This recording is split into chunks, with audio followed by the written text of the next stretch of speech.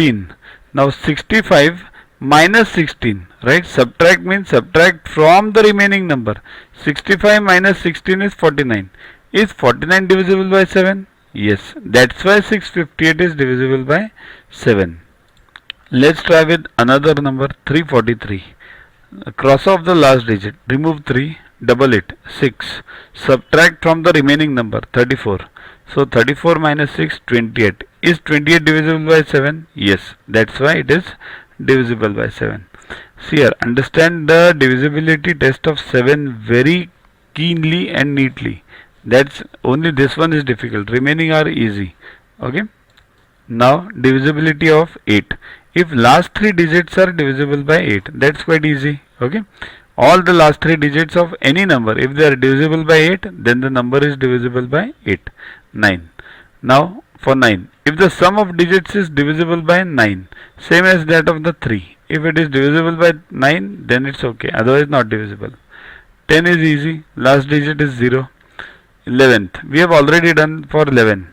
Subtract the last digit means basically if you follow this also it's okay. Or what you do is add all the odd digits and add all the even digit. Subtract them and the answer should be 0 or multiple of 11. Then only it is okay. Means then it is divisible by 11. Okay.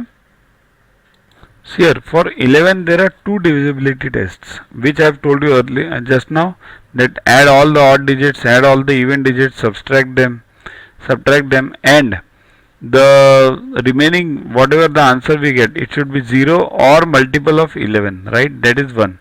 Second is given over here, that is a bit easier. Subtract the last digit from the number found by the remaining digits.